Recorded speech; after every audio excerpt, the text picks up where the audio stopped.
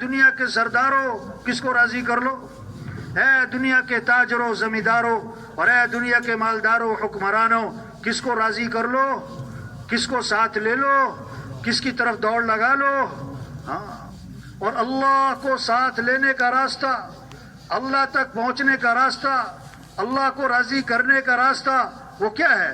محمد الرسول اللہ، حضرت محمد مصطفیٰ صلی اللہ علیہ وسلم کی اتباع کرو. لا الہ الا اللہ محمد الرسول اللہ. کوئی بندگی کے لائق نہیں سوائے کس کے؟ بولو بھائی، ہمیں کس کو راضی کرنا ہے؟ ہمیں کس کی ماننی ہے؟ ہمیں کس کو ساتھ لینا ہے؟ اور اللہ کو ساتھ لینے کا راستہ کیا ہے؟ حضرت محمد مصطفیٰ صلی اللہ علیہ وسلم کی اتباع کرو. لقد کان لکم فی رسول اللہ اسوۃ حسنہ. نمونہ کون ہے؟ بہترین نمونہ زندگی گزارنے کے لیے کون ہے؟ کہ حضرت محمد مصطفیٰ صلی اللہ علیہ وسلم ہے. ان کا دامن پکڑو، یہ ہیں سردار، یہ ہیں سردار، ان کی اتباع کرو. یہ ہیں عزت والے، ان کی اتباع کرو. یہ ہیں سب سے زیادہ کامیاب ترین ہستی، ان کے پیچھے پیچھے چلو تو منزل پر پہنچو گے، کامیاب ہوگے، عزت ملے گی. جیسے شہد کے ساتھ مٹھاس جڑی ہوئی ہے، دودھ کے ساتھ سفیدی جڑی ہوئی ہے. دودھ سے سفیدی جدا نہیں ہو سکتی، شہد سے مٹھاس جدا نہیں ہو سکتی. حضرت محمد مصطفیٰ صلی اللہ علیہ وسلم والے اعمال کے ساتھ کامیابیاں جڑی ہوئی ہیں، عزتیں جڑی ہوئی ہیں، خیریں جڑی ہوئی ہیں، بھلائیاں جڑی ہوئی ہیں. یہ سمجھنا ہے، یہ سمجھانا ہے، اس کو بولنا ہے. سب سے زیادہ اونچی شان والے اللہ نے ہمیں نبی دیے. آپ ایک سفر میں تھے، راستے میں ایک جگہ آرام کرنے کے لیے لیٹ گئے. جب آپ کی آنکھ کھلی، صحابہ نے عرض کیا حضور عجیب معاملہ دیکھا ہے آج. کیا ہوا؟ حضور وہ جو کھجور کا درخت ہے آپ آرام فرما رہے، وہ زمین چیرتا ہوا آیا اور آپ کے قریب کھڑا ہوا اور واپس زمین چیرتا اپنی جگہ پر چلا گیا. یہ کیا ماجرا ہے؟ آپ نے فرمایا اس درخت کو پتہ لگا کہ میں یہاں آرام کر رہا ہوں، اس نے اللہ سے اجازت مانگی، اے اللہ میں تیرے نبی کی زیارت کرنا چاہتا ہوں. اللہ نے اجازت دی اور وہ زیارت کر کے چلا گیا. درخت بھی پہچانے، جانور بھی پہچانے. ایک صحابی آئے، حضور میرا اونٹ بھٹک گیا ہے، بے قابو ہو گیا ہے، رسی توڑوا لی ہے، باغ پہ قبضہ ہے، کسی کو قریب نہیں آنے دیتا ہے، جو جائے اسے کاٹنے کو پڑتا ہے. آپ صلی اللہ علیہ وسلم باغ میں تشریف لے گئے. اونٹ نے آپ کو دیکھا، بھاگا آیا اور آپ کے سامنے سر جھکا دیا. آپ نے نکیل ڈالی، وہ فرما بردار ہو گیا. صحابہ نے عرض کیا حضور یہ اونٹ آپ کو پہچانتا ہے کہ آپ اللہ کے رسول ہیں؟ حضور صلی اللہ علیہ وسلم نے فرمایا صرف اونٹ نہیں، یہ ساری کائنات مجھے پہچانتی ہے کہ میں اللہ کا رسول ہوں اور میں خاتم الانبیاء ہوں. سوائے کافروں کے، مشرکوں کے، وہ نہیں پہچانتے. آپ ایک سفر میں کنویں کے پاس سے گزر ہوا، کنویں کا پانی کڑوا ہے، نمکین اور کھارا ہے. آپ صلی اللہ علیہ وسلم نے اپنا لعاب مبارک اس کنویں میں ڈالا تو آپ کے لعاب کی برکت سے کڑوا پانی میٹھا ہو گیا. آپ ایک سفر میں کنویں کے پاس سے گزر ہوا، کنویں کا پانی خشک ہے، قطرہ پانی کا نہیں. آپ نے منہ میں پانی لیا، اس میں کلی کر دی، آپ کی کلی کی برکت سے خشک کنواں پانی سے بھر گیا. یہ محنت ہو رہی کہ بھائی اللہ کو ساتھ لو، مسئلوں کا حل اللہ کو ساتھ لینا ہے. حالات بنانے والا اللہ ہے، امن قائم کرنے والا اللہ ہے، بد امنی کو ختم کرنے والا اللہ ہے. ہمیں اللہ کو ساتھ لینا ہے اور اللہ کو ساتھ لینے کے لیے حضرت محمد مصطفیٰ صلی اللہ علیہ وسلم کی اتباع کرنی ہے. دین کی بنیاد دو چیزوں پر ہے، اللہ سے محبت، اللہ کے رسول صلی اللہ علیہ وسلم سے محبت، اور محبت کا تقاضا اطاعت. محبت کا تقاضا اطاعت. آپ صلی اللہ علیہ وسلم وضو فرما رہے ہیں. چند صحابہ لپک کر وضو کا پانی ہاتھ میں لے رہے ہیں. وضو کا پانی زمین پہ نہیں گرنے دے رہے. آپ نے فرمایا تم ایسا کیوں کر رہے؟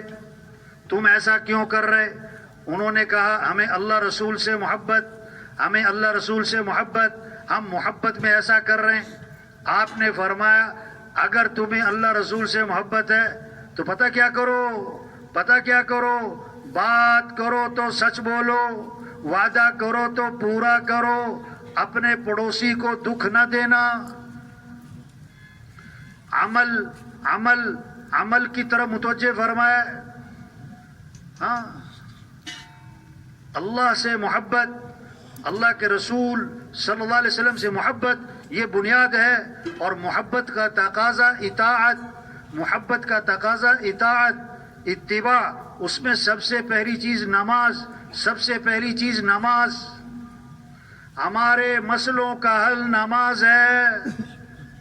5 وقت اللہ کے سامنے جھکنا، 5 وقت اللہ کے سامنے ہاتھ باندھنا، 5 وقت اللہ کے سامنے سر جھکانا، 5 وقت اللہ کے سامنے ماتھا ٹھکانا، 5 وقت اللہ کے سامنے ہاتھ پھیلانا. یہ گھریلو مسئلوں کا حل، یہ کاروباری مسئلوں کا حل، یہ عوام کے مسئلوں کا حل، یہ ملک کے مسائل کا حل، یہ آخرت کے مسائل کا حل. اللہ کو ساتھ لو. ہاں، محسن کیا کہتا ہے؟ حی علی الصلاۃ، آ جاؤ نماز کی طرف. کیوں؟ حی علی الفلاح، تمہاری کامیابی نماز میں، تمہاری کامیابی نماز میں. فجر کی اذان میں اضافہ، الصلاۃ خیر من النوم، الصلاۃ خیر من النوم، نماز بہتر ہے نیند سے. زندہ آدمی کو سوئی چبو چیخ نکل جائے، مردہ کو خنجر مارو ٹس سے مس نہ ہو. جس کا دل زندہ یعنی اللہ کی محبت، اللہ کی عظمت، آخرت کی فکر، جب وہ سنے گا نا اللہ اکبر اللہ اکبر، یہ آواز کو دفتر سے اٹھائے گی، بستر سے اٹھائے گی، دکان سے اٹھائے گی، نماز کو لے جائے گی. اور جس کا دل مردہ ہے وہ اذان پہ اذان سنے گا، ٹس سے مس نہ ہو. ہاں، طواف 24 گھنٹے چل رہا ہے، طواف 24 گھنٹے چل رہا ہے. نماز کھڑی تو طواف بند، نماز کھڑی تو طواف بند. توبہ، آج دکان بند نہیں، دفتر بند نہیں، کھیل بند نہیں. یہ ہماری پریشانیوں کی وجہ ہے، یہ ہمارے مسائل، ہمارا جو پریشانی ہے اس کی وجہ ہے. نماز چھوڑ دی. نماز پڑھنے والے تھوڑے، نہ پڑھنے والے بہت زیادہ ہیں. آپ صلی اللہ علیہ وسلم نے فرمایا اسلام اور کفر میں فرق کرنے والی چیز نماز ہے. سب سے پہلی پوچھ قیامت کے دن نماز ہے. جیسے جسم میں سر ہے اس طرح اسلام میں نماز ہے. کسی نے دیکھا خواب میں حضرت محمد صلی اللہ علیہ وسلم کی زیارت ہوئی. کیا دیکھا؟ آنکھیں سرخ. کسی اللہ والے سے اس خواب کی تعبیر پوچھی، فرمایا ٹھیک دیکھا. آپ نے فرمایا نماز میری آنکھوں کی ٹھنڈک ہے. اب نماز پڑھنے والے تھوڑے، نہ پڑھنے والے زیادہ. اب یہ جو نماز نہیں پڑھ رہے یہ آپ کو دکھ پہنچا رہے ہیں. تبلیغ میں منت، خوشامد، سمجھانا ہے، او بھائی نماز پڑھو، او بھائی نماز پڑھو. آپ وزیر اعظم بن گئے، او بھائی باپ کے تو بیٹے ہو. آپ سردار بن گئے، او باپ کے تو بیٹے ہو. آپ بڑے افسر بن گئے، او باپ کے تو بیٹے ہو. ہم کچھ بھی بن جائیں ہم اللہ کے بندے ہیں، ہم اللہ کے محتاج ہیں. سانس لینے میں اللہ کے محتاج ہیں، پلک جھپکنے میں اللہ کے محتاج ہیں، دل دھڑکنے میں اللہ کے محتاج ہیں، نیند آنے میں اللہ کے محتاج ہیں. کسی آدمی کو دیکھا پیالے میں پانی تھا، ہاتھ میں روئی تھی، ہر تھوڑی دیر بعد روئی پانی میں بھگوتا، منہ کھولتا اور منہ کو تر کرتا. ارے بھائی یہ کیا کر رہے بہت دیر سے؟ اس نے عجیب بات کہی. ہاں سمجھیں سمجھیں سمجھیں. اس نے عجیب بات کہی. کہنے لگا مجھے ایک بیماری لگی ہے، میرے منہ میں تھوک نہیں پیدا ہوتا، میرے منہ میں تھوک نہیں پیدا ہوتا، مجھے ہر تھوڑی دیر بعد منہ کو تر کرنا ہوتا ہے. اگر منہ کو تر نہ کروں خشک ہو جاتا ہے، زبان تالو سے چمٹ جاتی، بول بھی نہیں سکتا.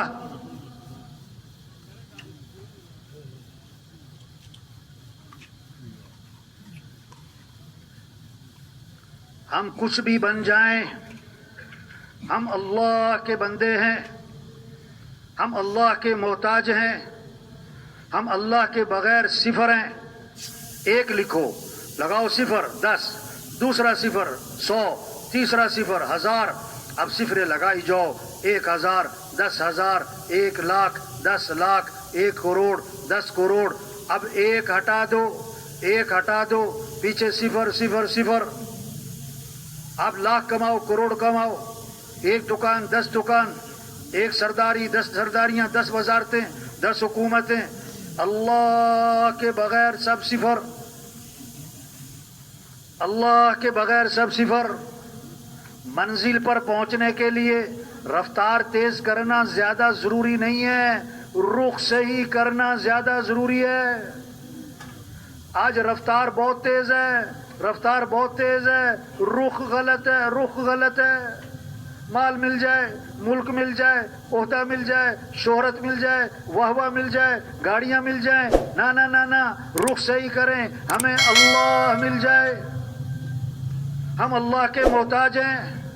ہمارے کام بنانے والا اللہ ہے، خوشیاں دینے والا اللہ ہے.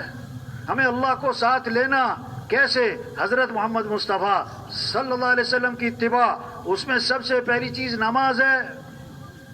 آج لوگ سمجھ رہے ہیں نماز پڑھنا ثواب ہے، یہ نہیں سمجھ رہے کہ نماز پڑھنے میں مسئلوں کا حل ہے. لوگ سمجھ رہے ہیں نماز چھوڑنا گناہ ہے، یہ نہیں سمجھ رہے کہ نماز چھوڑنے سے مصیبت آئے گی، نماز چھوڑنے سے اللہ ناراض ہوں گے، نماز چھوڑنے سے اللہ ہمارا ساتھ چھوڑ دے گا.